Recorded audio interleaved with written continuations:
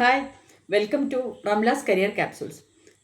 MBBS BDS കോഴ്സുകൾക്ക് വേണ്ടി NEET എഴുതി റാങ്ക് ലിസ്റ്റിൽ ഇടം പിടിച്ച വിദ്യാർത്ഥികൾക്ക് ഇന്ത്യയിലെ ഗവൺമെൻറ് മെഡിക്കൽ കോളേജുകളിലെ 15% സീറ്റിലേക്കും ഇൻസ്റ്റിറ്റ്യൂട്ട് ഓഫ് നാഷണൽ ഇമ്പോർട്ടൻസ് കാറ്റഗറിയിൽ വരുന്ന എയിംസ്, ജിപ്മർ, AFMC, സെൻട്രൽ യൂണിവേഴ്സിറ്റികൾ തുടങ്ങിയ സ്ഥാപനങ്ങളിലെ 100% സീറ്റുകളിലേക്കും, കൂടാതെ ഡൽഹി യൂണിവേഴ്സിറ്റിയുടെ കീഴിൽ വരുന്ന കോളേജുകളിലെ BSc നഴ്സിംഗ് കോഴ്സുകളിലേക്കും അപേക്ഷിക്കാനുള്ള സമയമായി.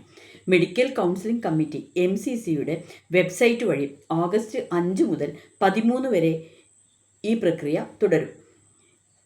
രജിസ്ട്രേഷൻ ഫീസ് ഇനത്തിൽ ജനറൽ EWS കാറ്റഗറിക്കാർ 1000 രൂപ രജിസ്ട്രേഷൻ ഫീസായും 10,000 രൂപ ഡെപ്പോസിറ്റായും മൊത്തം 11,000 രൂപ ആ ഇനത്തിൽ കരുതേണ്ടതാണ്. OBC റിസർവേഷൻ കാറ്റഗറിക്കാർ 500 രൂപ രജിസ്ട്രേഷൻ ഫീസും ഡെപ്പോസിറ്റായി 5,000 രൂപയും മൊത്തം 5,500 രൂപ. ഡീംഡ് യൂണിവേഴ്സിറ്റികളിലേക്ക് അഡ്മിഷൻ ആഗ്രഹിക്കുന്ന വിദ്യാർത്ഥികൾ രജിസ്ട്രേഷൻ ഫീസായി 5,000 രൂപയും ഡെപ്പോസിറ്റായി 2 ലക്ഷം രൂപയും ഫീസ് ഇനത്തിൽ കയ്യിൽ കരുതേണ്ടതാണ്.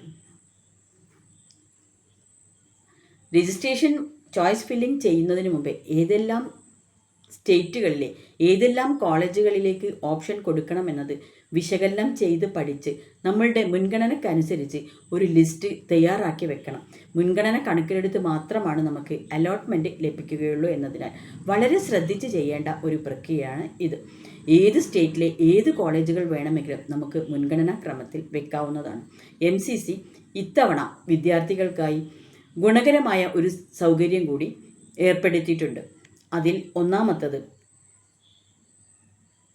അലോട്ട്മെൻറ്റ് ലഭിച്ചാൽ സീറ്റ് ഫ്രീസ് ചെയ്യുന്ന പ്രക്രിയയാണ്. എന്നുവെച്ചാൽ അപ്ഗ്രഡേഷൻ ആവശ്യമില്ലാതെ കിട്ടിയ സീറ്റ് ഉറപ്പിക്കുന്നതാണ് ഇത്.